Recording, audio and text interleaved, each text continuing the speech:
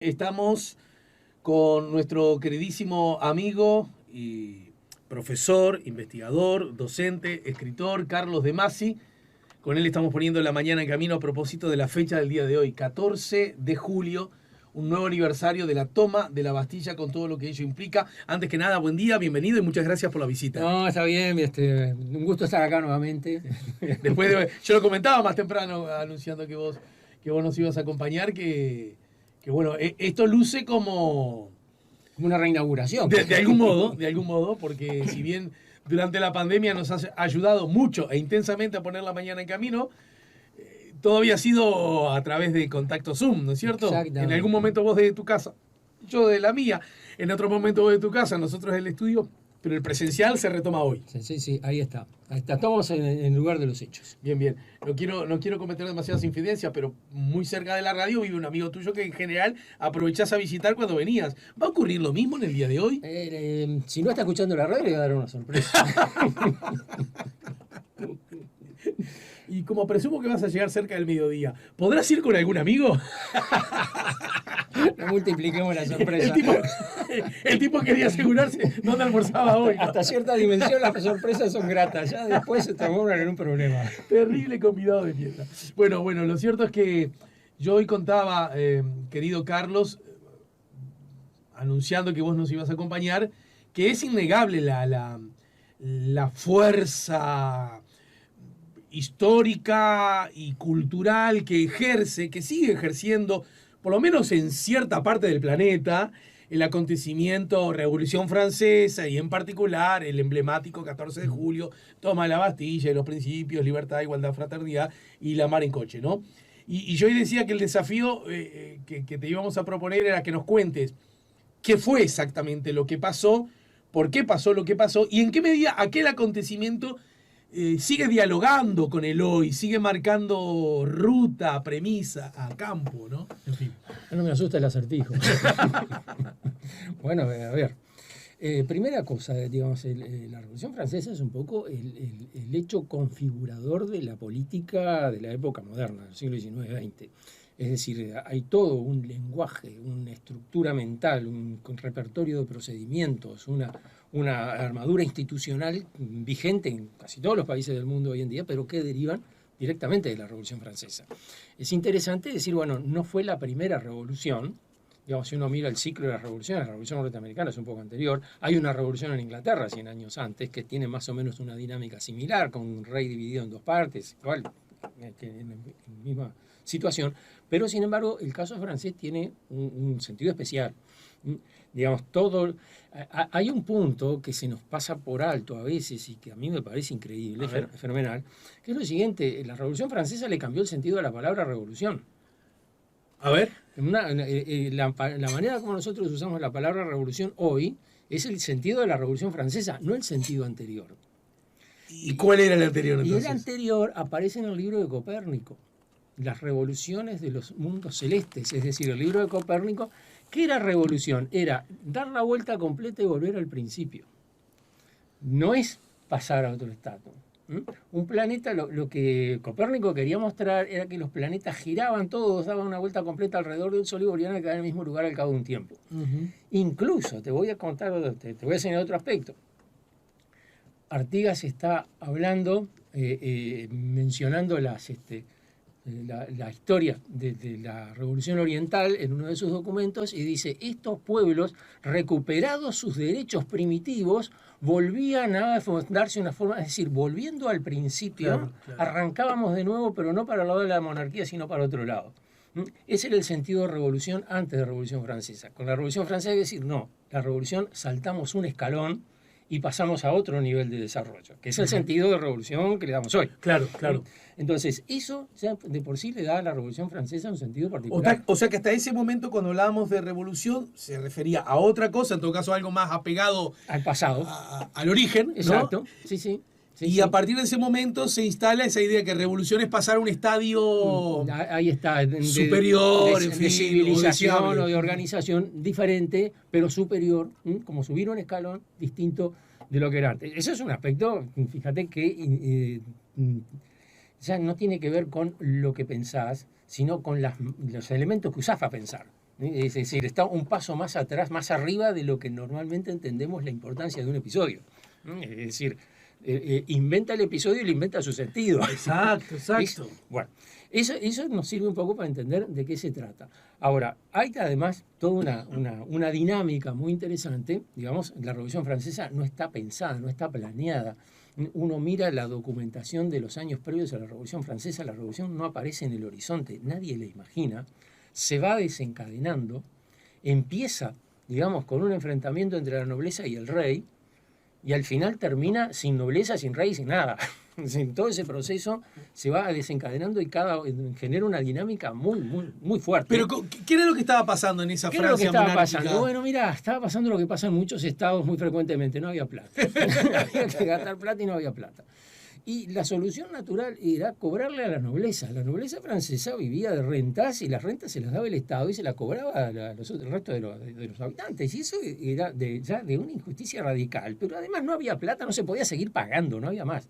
Y por alguna razón la nobleza se resiste a pagar porque entiende que eso es perder sus privilegios.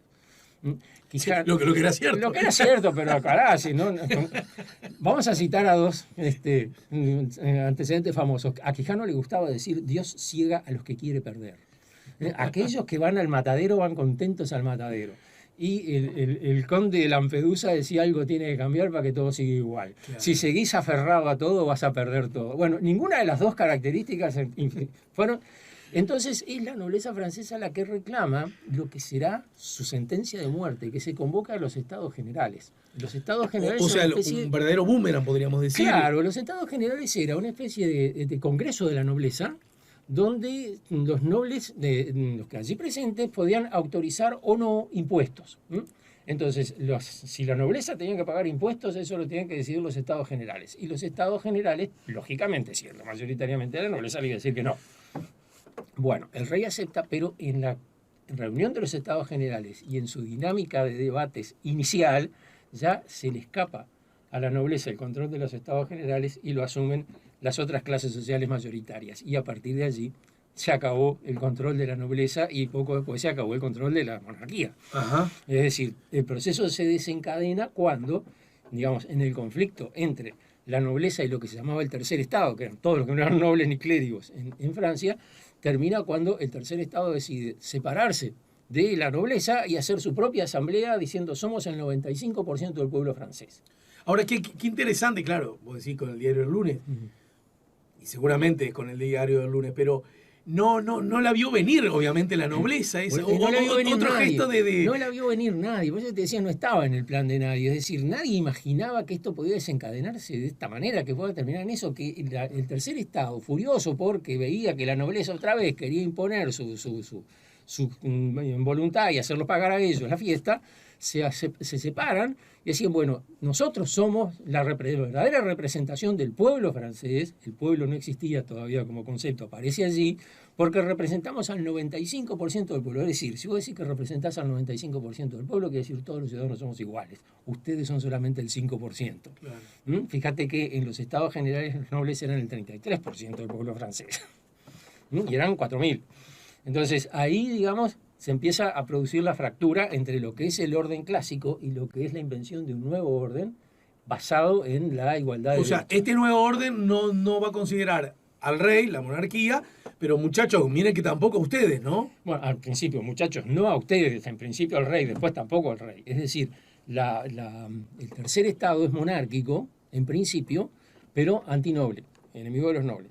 Pero en la dinámica están viendo que en realidad el rey es un noble como cualquier otro. Claro. Y en definitiva, siente mucho más cerca su proximidad a la nobleza que al tercer estado. Pero se podría decir que la reacción del tercer estado al que estás aludiendo, de alguna manera se sentía simpatizante con el rey que les estaba proponiendo a los nobles: vos pongan algo de plata, ¿no? En principio, claro, pero en principio además se entendía aquí, digamos, esa especie de mística de la monarquía. El rey es bueno, los malos son los que lo rodean, ¿no? Si el rey se enterara de esto, yo qué sé, toda la dramaturgia de Lope de Vega tiene que ver con eso. Sí, claro. Ahora, que es una idea muy general. Ahora, también se desengañan del rey. Cuando ven, y acá hay otra quiebre, cuando ven que el rey y la nación no son la misma cosa. Es decir, hasta ese momento el rey representaba a la nación. Claro, de alguna vez como que cae un velo, ¿no? Claro, Descubrir que el rey se está aliando con los enemigos para que lo vuelvan a poner en su trono. Y entonces para el rey es más importante su trono que la independencia de Francia. Entonces, ¿dónde está la nación? ¿Está en lo que hace el rey? ¿Pero por qué decís que en qué contexto se alía con los enemigos? Porque todas las familias reales son parientes. Sí, claro. El emperador de Austria es cuñado del rey de Francia. Cuando se produce este movimiento, el emperador de Austria se alía con el rey de Prusia y dice, vamos a defenderlo. Entonces se acerca para invadir a Francia. Y cuando se acerca para invadir a Francia, se descubre que el rey está en comunicación con los enemigos. Hay cartas muy imprudentes, todas ellas, en las cuales el rey por el comeno dice, bueno, si ustedes entran, yo voy a proclamar tal cosa, y ustedes invadan por tal lado, que es donde la defensa es más floja. Y entonces a partir... Bueno, y eso, digamos... Y el ejército francés, de algún modo, por decir algo, las Fuerzas Armadas francesas... Bueno, ¿a quién? Ahí está otra novedad.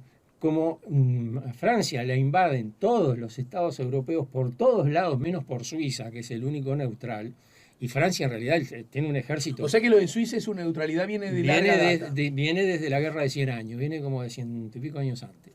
Pero, digamos, como Francia tiene un ejército que es el más poderoso de Europa, pero no puede estar en todas las fronteras a la vez, entonces allí el gobierno hace una cosa que desde entonces la han hecho todos los estados cuando se ven en grave riesgo: movilización general, todos los ciudadanos al ejército.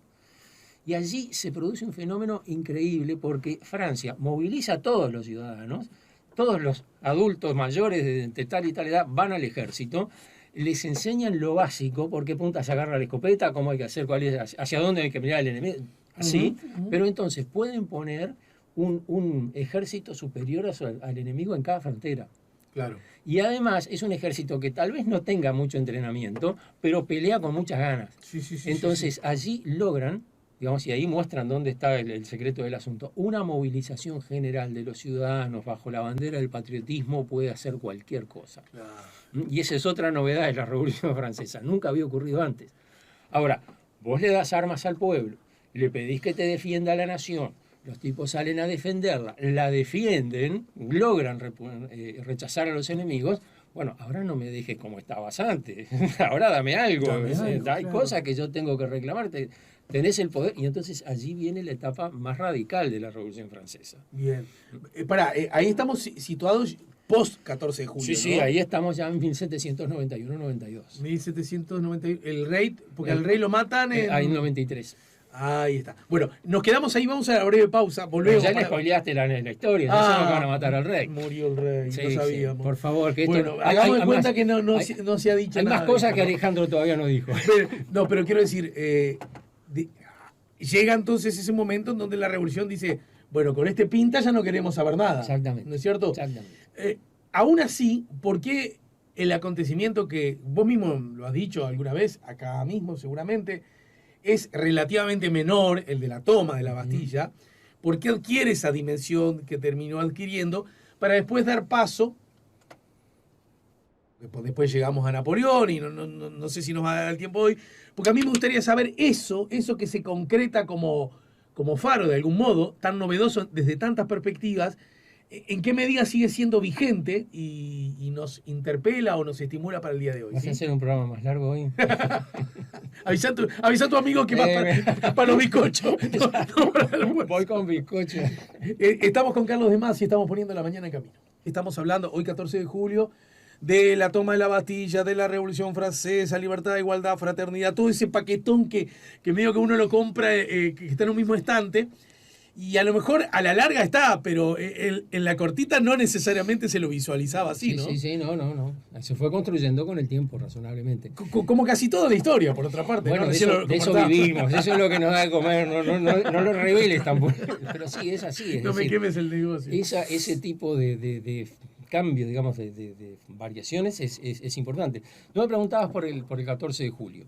El 14 de julio, digamos, en principio tenía ese carácter épico que tienen en general este tipo de conmemoraciones. Es decir, yo diría que la Revolución Francesa comenzó el día que el tercer estado se separó de los estados generales y se proclamó Asamblea Nacional, que eso fue por mayo. Sí. Bueno, ahora, el 14 de julio es hay un movimiento importante, se está produciendo una agitación muy grande en Francia, se empiezan a movilizar los campesinos, y eso asusta a los nobles, y esto, en fin, genera toda una serie de movimientos bastante confusos, uno de los cuales es asaltar la Bastilla y liberar a los presos que están en la Bastilla, capturar las armas que están ahí y, como un plus anecdótico, cortarle la cabeza al que dirigía la Bastilla, colgarle una pica y pasearla por París, ¿no? Ya estamos ahí.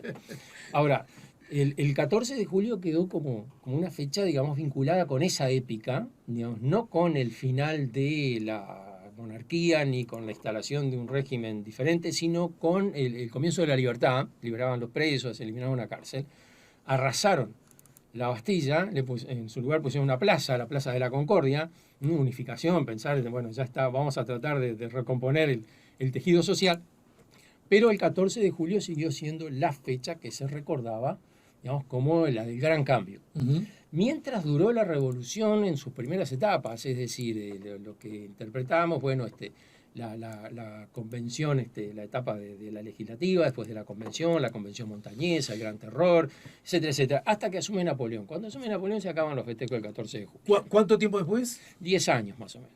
Ajá. Ahí el 14 de julio como que sale de... Como que sale de la vista, desapareció.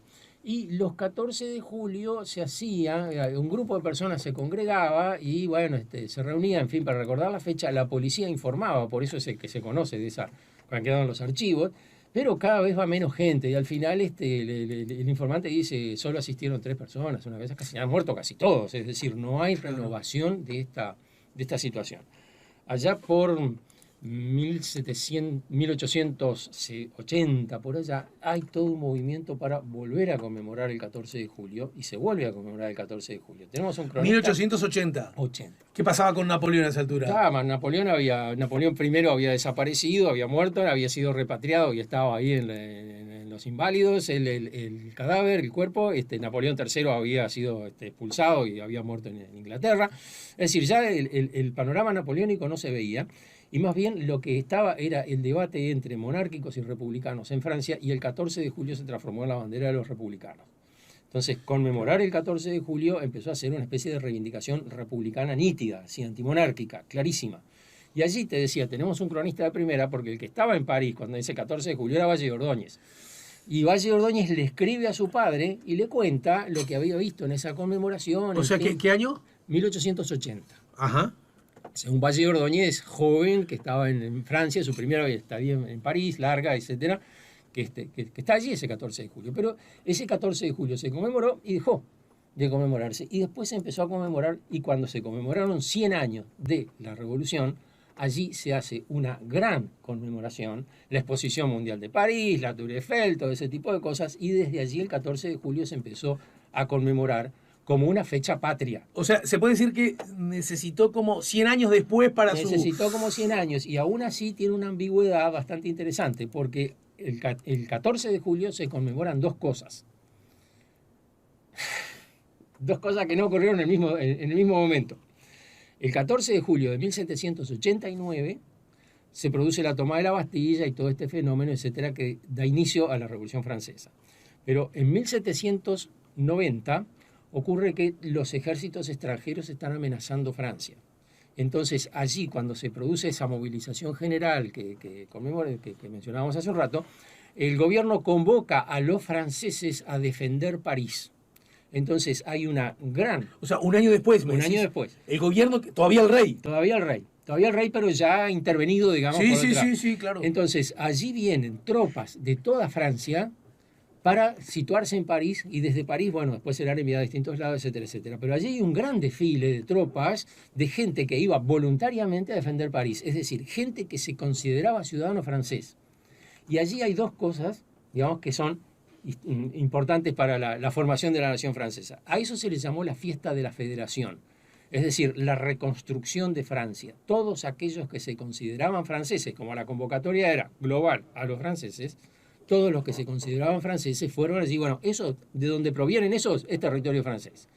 Y segundo, el batallón que venía de Marsella venía cantando una marcha de la libertad que les gustó muchísimo y que desde entonces se transformó en canción nacional. Claro. Y allí se cantó por primera vez la... O sea, al otro año de la Bastilla, pero coincidente, o sea que el 14 de julio resolvemos estas dos cosas. Sí, las resolvemos, las complicamos, porque claro, porque los dos decimos viva el 14 de julio, yo estoy diciendo viva la Federación Nacionalista Francesa, la nación esencial, etcétera, está diciendo viva la República y la igualdad. Pero pará. Ese año posterior, a un año, la República todavía no había aparecido tanto, ¿no? No, estaba asomando. Digamos, pero reivindicar el 14 de julio era reivindicar justamente el movimiento fuerte contra el orden político. Y si me quedo ahí un segundo, ¿y en qué medida todo ese acontecimiento para tratar de...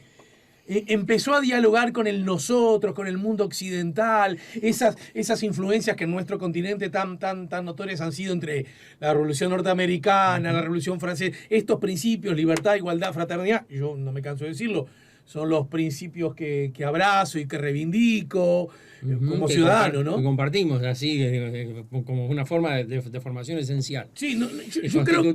Sí. Yo creo que no todos, ¿no? Porque bueno, hay gente que la igualdad no me vas a meter en otra charla, pero la libertad y la igualdad, hay gente que se abraza mucho a la igualdad sin antes resolver el tema de la libertad, sin antes resolver el de la igualdad. En aquellos momentos iniciales las dos cosas parecían igualmente deseables y compatibles. Nos quedamos ahí, dejamos al... Pero quiero decir, en todo caso, ¿cuándo empezó a ser una especie de juego con esto y vos después me la tirás a lo una especie de santo y seña, de camino a seguir, de nueva verdad, por decirlo así? Allí hay dos o tres cosas. Primero, no es la primera revolución, decíamos, pero ocurre en Francia, y Francia era la potencia de Europa. Es decir, uno dice, sí, no, Inglaterra más importante. No, en el siglo XVIII Francia era la más importante. Inglaterra venía camino a hacerlo en el siglo XIX, pero todavía no lo era. El gran ejército europeo era el ejército francés. Claro. Y allí donde estaba el ejército francés se quedaba sin rivales porque los liquidaba a todos. Entonces, que esto ocurra en Francia, caramba, llama la atención de todo el mundo. No es que Estados Unidos era un barrio marginal de la civilización occidental. Hizo su revolución 10 años antes, pero nadie se enteró. Ahora, que lo que pasa en Francia es, sí, llamativo de todo el mundo, sobre todo todo el mundo europeo.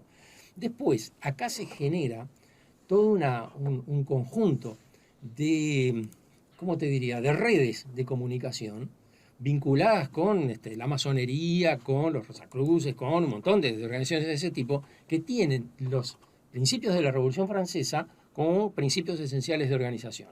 Es decir, son ateas o son agnósticas o son sofistas, imaginan deístas, así hay un ser supremo que...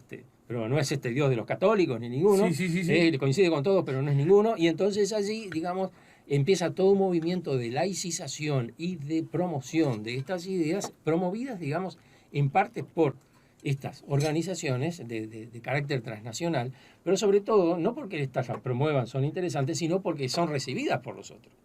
Es decir, que venga acá a Montevideo y diga lo importante es hacer una revolución, la división de poderes, los 3 estados, la constitución, ese tipo de cosas, coincide tal cual con el discurso de la masonería, y de repente el que lo dice es un masón activo, pero los que lo escuchan lo aceptan y no son masones. Claro. Lo importante es el poder de convicción que el discurso tiene. Claro. Entonces allí, digamos, se configura toda esa armadura de conceptos, prácticas, instituciones, etcétera, que forman parte de lo que es el lenguaje político y el proyecto político corriente. Entonces, digamos, la Revolución Francesa se transforma en un referente justamente a partir de esto. Estamos hablando de determinados principios, la república, la intervención del Estado en la economía, la movilización, el patriotismo, la nación, todas esas cosas, bueno, todo eso surge con la Revolución Francesa. Entonces, siempre que vas a alguna cosa de esas, el referente es la Revolución Francesa. Y no siempre que te vincularan con la Revolución Francesa era una buena cosa. No siempre. ¿Estás hablando que en cuándo y en dónde? Estoy hablando a nivel del universo, segunda mitad del siglo XIX, principio del siglo XX. Solo para mencionarlo. La Revolución Francesa tenía sus aspectos positivos y sus aspectos negativos. Por ejemplo, los jacobinos eran el aspecto negativo de la Revolución Francesa. Claro. Entonces, cuando Rodó, enojado porque Valle ordenó descolgar los crucifijos, lo acusó de jacobino en aquel folleto, liberalismo jacobinismo. No quiero que nadie quede fuera. ¿Qué le estaba diciendo en realidad? Él estaba diciendo que se estaba pasando, que Valle se estaba excediendo con su laicidad y al sacar los crucifijos de los hospitales y del ejército, lo que estaba haciendo en realidad violando los derechos de los creyentes. Y eso, esa intervención tan violatoria de los derechos, en base a partir de los principios, era propia de los jacobinos.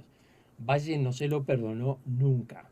Nunca. O sea, algo así como, vos te fuiste de mambo. Un criminal político. Claro. Sos un terrorista, sos un criminal político, sos un jacobino. Eso era, porque después terrorista deriva de la política de los jacobinos, el gran terror.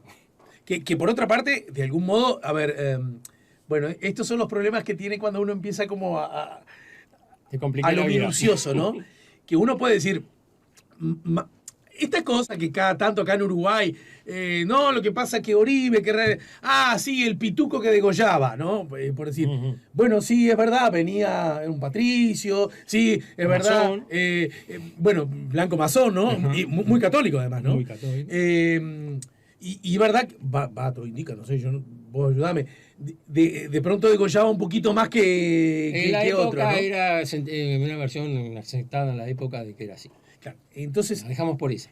Lo que quiero decir es que en esos contextos uno corre el riesgo de que para de pronto desvalorizar otros aspectos importantes, me apoyo en estos, ¿no? Sí, sí. Que no significa que no hayan existido, no. Pero uno dice, bueno, lo digo por la Revolución Francesa. Che, de la Revolución Francesa, ¿de verdad lo que vos querés destacar que había uno que se fueron de mambo y se transformaron en terroristas? Que es, digamos, una manera de argumentar que funciona mucho en esta época. Bueno, sí, claro. Es decir, digamos, yo destaco que entre los aportes de la Revolución Francesa está la Declaración de Derechos del Hombre. Y otro me dice, bueno, no, pero también está la guillotina. Y porque está la guillotina se anula la Declaración de Derechos del Hombre. Yo tengo que rechazar los derechos del hombre porque está la guillotina. Tengo que aceptar la guillotina porque acepto. Es una cosa disparatada. Disparatada. Absolutamente. Pero qué increíble que esa forma disparatada no funciona. Es la que funciona y la que prevalece. Yo qué sé. Sí. Mirá, ahora que me lo decís. No, porque hay personas que tenemos miradas críticas para con el sistema capitalista. Qué sé yo, viste, no me gusta mucho la plusvalía, no me gusta mucho la explotación, no me gusta que muchos acumulen mucho y otro viva muy mal.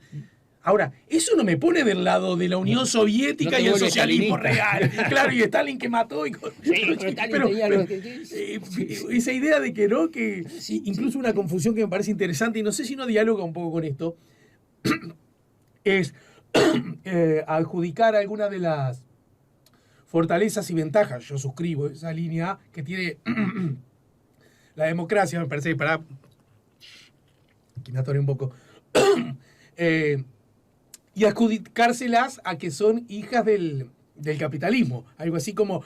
Y yo no sé si necesariamente son sinónimos, porque yo no sé si alguno de los avances que se consiguieron gracias a la democracia, al capitalismo, los vivió con alegría y con entusiasmo. A ver, no existe un matrimonio bien avenido entre capitalismo y democracia. Cuando una de las dos cosas entra en crisis, se ataca inmediatamente la otra. Es decir, si el capitalismo se ve en peligro, la democracia se va al diablo. Si la democracia se fortalece, el capitalismo se va a debilitar.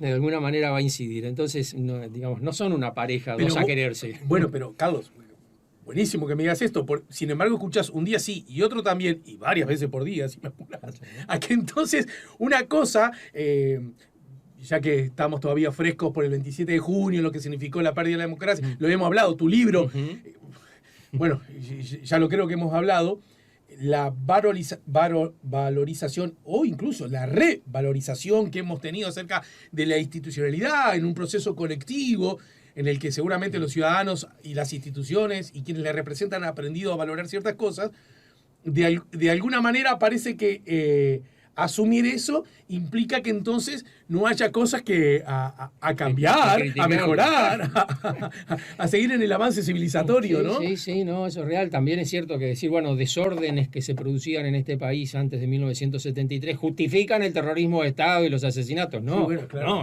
no. Vamos a separar la cosa. ¿Qué es lo que yo quiero quedarme de la Revolución Francesa? Con algunos aspectos positivos, no con todo. No con todas las cosas, es decir, no te acepto todo. Ahora, entiendo, mi tarea es justamente esa, entender por qué las dos cosas sean simultáneamente. ¿Qué cosas incidieron para que a la vez que ocurra el gran terror, ocurra también todo ese proceso de intervención, de sufragio universal, preocupación por un sistema de salud pública, un sistema de enseñanza pública, un sistema de defensa de los más débiles, la capacidad de darle la propiedad de la tierra a gente que la había trabajado. Bueno, ese tipo de cosas va vinculado con el gran terror, simultáneamente en el tiempo. Claro, pero es un absurdo suponer que si uno quiere uno, quiere lo otro. Exactamente. O porque uno no quiere lo otro, tiene que llevar la hoguera que es otro. Esa es la tarea. Ese es el gran terror también. Esa es la tarea de la enseñanza de la historia, ¿no? Entender que no necesariamente uno tiene que aceptar el paquete completo y tratar de entender que si querés esta parte, corres el riesgo de que ocurra también esta otra que vos no querés, a ver cuáles son los medios por los cuales podés lograr una sin caer en la otra. ¿Y en qué medida? Yo sé que esto es muy discutible porque está atravesado primero, porque es el presente y el presente... Sí, está acá. Y no, la cercanía es una dificultad, en realidad, ¿no? Porque estamos dentro del vaso, ¿no? Es decir, sí. Pero aún así, tratando de hacer un ejercicio, ¿en qué medida aquello que tuvo su punto de germinación en París, en Francia, después Francia fue, me sale un término que es valorativo, pero no es el que quiero expresar del todo. ¿En qué medida Francia, los franceses, fueron buenos seguidores de aquella premisa? Bueno, a ver, los franceses son muchos, Sí. Piensan de manera diferente. Viste que advertí que era flaca la exposición, pero el espíritu, a ver si se... En una universidad francesa, te cuento una anécdota, estábamos justamente en una especie de intervención así, y el tema era las dictaduras del cono sur de los años 80, no era la Revolución Francesa, eran las dictaduras sudamericanas. Sí. Y un estudiante que estaba allí presente me interpeló directamente diciéndome, bueno, está en Francia, en el país que creó la doctrina de la seguridad nacional, de acá salieron, de los militares franceses que se pelearon en Argelia, salió la doctrina de seguridad nacional, que es la que llevaron a aplicar a América Latina, y ahora usted está en Francia diciendo que hablando de esas dictaduras como que Francia no hubiera tenido nada que ver. Sí. Y bueno, le dije, sí, también los derechos del hombre salieron de Francia y también fue gente y los llevó allá. Y yo estoy defendiendo los derechos del hombre, no la doctrina de la seguridad nacional. Claro, otra vez la misma teoría. Es decir, pero se puede decir, ahora casi que te salgo del rigor histórico, ¿no? Y por ende científico. Pero se puede decir que Francia, en ese costado, el que te interesa a vos y que me interesa a mí, y que fue un inmenso aporte a la humanidad, ¿no? Los derechos del hombre, que algunos por primera vez han dicho, esto vamos a decirlo y además vamos a dejarlo por escrito, qué sé yo, ¿no? Me parece que hay como un antes y un después, ¿no es cierto? Sí. Después, si lo cumplimos mucho, poco o nada... En Francia, como en muchos otros países que han tenido territorios imperiales, tienen comportamiento salvaje en Argelia, en Indochina, entonces ahí a eso no hubo derecho del hombre. Pero lo que es interesante es que han sido muchos los políticos, intelectuales y ciudadanos franceses que han denunciado eso de manera sistemática y permanente, que han interpelado al Estado francés y lo han obligado a reconocer, por ejemplo, las brutalidades que cometieron en Argelia o las salvajadas que cometieron en Indochina. Claro. No hay muchos países que pase eso. Claro, esa es la...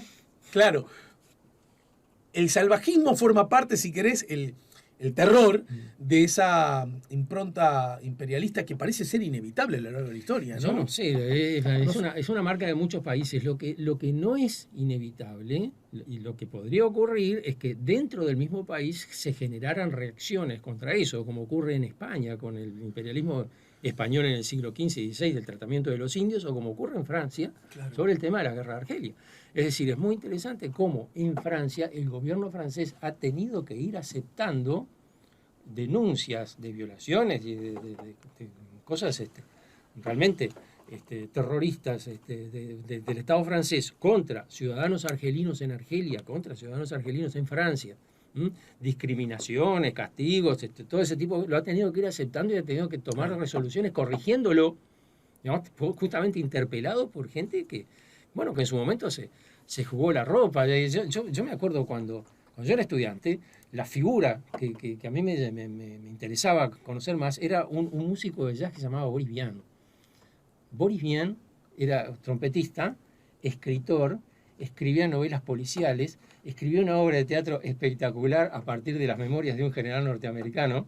La obra se llamaba La Guerra de los Generales y los presentaba como unos verdaderos idiotas. Ajá. Un antimilitarista radical se negó a presentarse a pelear en la Guerra de Argelia y además lo metieron preso porque el tipo denunciaba la Guerra de Argelia, todo eso. Ese personaje murió a finales de los 50. Boris Vian con B corta. Con Vian, B corta, ¿no? Boris Vian. Uh-huh. Y es, digamos, además, para colmo, editaba una revista de jazz que se llamaba Beat, que en aquella época Claro. llamaba mucho la atención. Por supuesto ya estaba muerto. Pero personajes como Boris Vian, que no es, digamos, un intelectual de primera fila, no es Sartre, no tiene, digamos, blindaje académico que puede tener Sartre, no tiene, digamos, un medio de prensa como Le Monde, no es un representante nacional que pueda hablar en el Parlamento, es un tipo que vivía de las entradas que vendía para los espectáculos de jazz que hacía o de los libros que vendía. Sin embargo, hay un tipo que que argumenta y pelea por ese tipo, digamos, creo que lo que es importante rescatar no es el momento en el cual la autoridad política se desborda y comete excesos, porque eso lo van a hacer siempre, sino el momento en que el ciudadano corriente se revela y lo denuncia. Y en ese contexto, para terminar por hoy, ¿no? Esos principios, los derechos del hombre, bueno, en aquella época de las cuestiones de género, ¿no? Bueno, hasta hace 32 segundos, ¿no? Pará, pero en la Revolución Francesa también está Olimpia de Gouges, que me encontré con una plaza, caminando por allá, una plaza Olimpia de Gouges. ¿Quién diablo es esta? Bueno, miré y Olimpia de Gouges era una mujer que reivindicaba los derechos de la mujer en 1782-83. Y escribía artículos y cosas defendiendo la igualdad de la mujer y los hombres es decir, te das cuenta que es la fermentación de todos los movimientos posteriores, está ahí, en esos años iniciales de la Revolución Francesa. Y esa declaración del hombre el paradigma de libertad, igualdad, fraternidad, de alguna manera es el puntapié inicial de estos conceptos que ahora convivimos con ellos, por lo menos en el discurso, pero ya es algo, antes ni siquiera estaba en el discurso, ¿no? Ahí arranca todo eso, más allá de, como dijiste recién, siempre hay antecedentes, ¿no? Sí, hilo de los que tirar, ¿verdad? Siempre, pero sí desde ahí. Es decir, ahora podemos decir, bueno, encontrar los matices. La fraternidad es el lazo de unión entre la libertad y la igualdad. Y si no está la fraternidad entre la libertad y la igualdad... Bueno, pero en aquella época podían estar juntos y sin problemas. Estamos en el momento inicial, pero claro, sí, desde ahí. Es decir, el desarrollo posterior nos permite encontrar los matices y tratar de afinar un poco más las definiciones. Pero digamos, cuando hablamos de política, cuando hablamos en general de política, estamos invocando a la Revolución Francesa permanentemente. Y si tuviéramos que tachar todos los conceptos que en nuestra conversación utilizamos, que surgían de la Revolución Francesa, casi nos quedamos sin palabras. A la pucha. Para terminar, ¿este es un baile que solo le pertenece al llamado mundo occidental? Es decir, este aporte, ¿no? Porque... Cuando decís solo le pertenece, ¿qué me quieres preguntar? Quiero decir, ¿qué pasó? ¿Qué pasa con la Revolución Francesa en el mundo árabe, en el mundo islam, en el oriente más profundo? Porque uno tiene, es medio inevitable, yo lo comentaba el otro día, las cosas que uno aprende en su casa cree que así funciona el mundo. Sí. Mi tía hace poco me contó, en un gesto muy corajudo, muy valiente, que a mí me sigue conmoviendo, el papá de mi tía, mi abuelo, era un hombre borracho y golpeador, ¿no es cierto? Nada que no fuera muy común. No que lo siga haciendo. No llamaba la atención. Y entonces mi tía pensaba que los padres eran borrachos y golpeadores. Es decir, que era una condición, que eso le pasaba. Después se fue avivando, y dije, uy, mirá, ¿no? Hay familias donde eso no ocurre. Hay familias donde eso no ocurre, sí. Y todo eso. Entonces ella hace poco, con cierta, recordando a esa niña que fue, y la candidez de esa niña me contaba, mira, yo pensaba que este escenario era el habitual. El abuelo se emborrachaba y se emborrachaba mal, y se ponía muy cruel, ¿no es cierto? Bueno, con eso convivió mi familia materna. Quiero decir, porque uno lo vivió. La pregunta es, las cosas que nosotros vivimos, entre comillas, desde siempre, aún con dictadura, sí, ¿verdad? Que estaban como en el susurro, a veces uno cree que son del mundo, pero ¿son del mundo o son de este costado más occidental? No, hay mucho del mundo, mucho en el mundo que deriva también de estas cosas. Es decir, impregna todos los movimientos de descolonización de los años 60 del siglo XX. La descolonización de África se hace toda con lenguaje de la Revolución Francesa. Ahí está. Incluso cuando los regímenes que se instalan, digamos, tienen el formato más o menos tosco, más o menos organizado de regímenes democráticos o de monarquías constitucionales, que las dos son inventos de la Revolución Francesa. Vos podés decir, digamos, que las democracias, la India, es un país que tiene 50.000 problemas. Ahora, desde 1948 que se creó el Estado de la India hasta el día de hoy, nunca hubo un golpe de Estado en la India. Lo dejo así para que lo piense. Claro. Mirá que es un país que el año que viene va a ser el país más poblado del mundo. El año que viene se calcula supera a China en cantidad de habitantes. Y además tiene 50.000 problemas internos con grupos, sectas, rivalidades regionales, de todo. La narración de la independencia de la India es el relato de una masacre catastrófica. Sin embargo, la India ha mantenido su regularidad institucional desde 1948. Es decir, entonces alguien podría decirte, ¿no? Esto va a seguir jugando. Viste que lo mejor es tener castas muy firmes. Sí, pero el problema es que los gobernantes no provienen todos de las mismas castas. ¿En la India? Sí. Ah, bien. Es decir, las castas vienen entreveradas. Además, se dan situaciones que, digamos, en el esquema... No, me lo mío era un juego. No, pero te lo digo justamente porque esto también es llamativo. Una periodista europea que hace una entrevista a un empresario indio en la India, el empresario le dice, bueno, él pertenece a la casta superior. Yo provengo de la casta penúltima, digamos, no de la última, sino de la penúltima, no de los descastados. Sí. Pero yo, en cambio, soy el patrón y él es el que me sirve la comida. Las cosas se han entreverado mucho. Mira vos. Bueno, mira, bueno, en fin. ¿Dónde vengo a terminar? No, es que me parece fascinante porque de todas maneras, a veces, otro día hablamos de este tema, ¿no? Que tiene que ver con bueno, el Huntington, ¿no? El choque de las civilizaciones. Y sin avalar eso como la única chance, tampoco generar ideas de que o discursos o relatos que de alguna manera omitan que hay cosas que en algún caso están muy vigentes y en otras y casi desconocidas, ¿no? Por decirlo de algún modo. Y en qué medida la humanidad en su conjunto va prestándose cosas, auxiliándose, qué sé yo, me parece fascinante. Yo creo que eso, ¿no? me provoca un rechazo profundo las ideas de Huntington. Sí, no, pero yo lo decía desde un lugar también. Claro, sí, ¿no? Porque, de alteridad. Claro, simplemente quería marcar la cosa porque, digamos, a veces uno dice, Huntington, el choque de civilizaciones. ¿Viste? Cuando uno liga un nombre con un eslogan y parece que ya con eso dijiste una verdad. Sí, o el fin de la historia. O el fin de la historia con Huntington. Es decir, ese tipo de cosas son, digamos, corrientes. Ahora, lo que Huntington está reivindicando de cualquier manera es justamente lo contrario de la Revolución Francesa. Decir, sí, estos son los principios maravillosos y nos los quieren robar, tenemos que destruirlos para evitar que nos roben. Claro. Bueno, pero ese casi sería como usar exactamente al revés el principio que emana de eso, claro, ¿no? Claro. Yo creo que todos son libres, iguales, yo soy fraterno, pero no me gusta lo que dicen ustedes, váyanse de acá, les puedo hablar. Claro.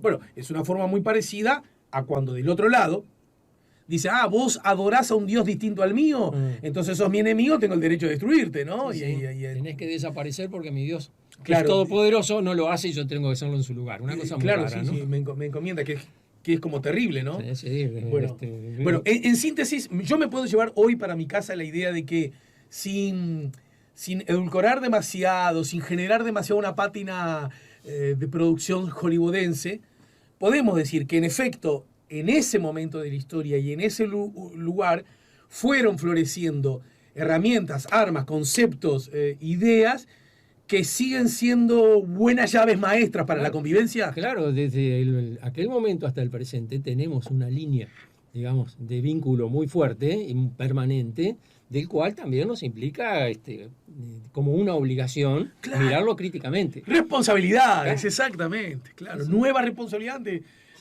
eso. Bueno, Carlos, gracias, gracias. Gracias por la visita. ¿Cómo era venir acá? Me había olvidado. ¿Viste?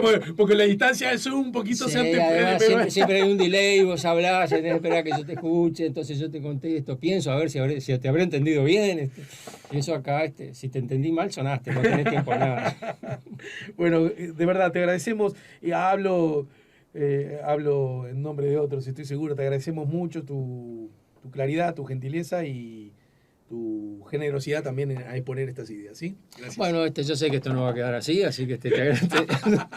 Gracias por la invitación.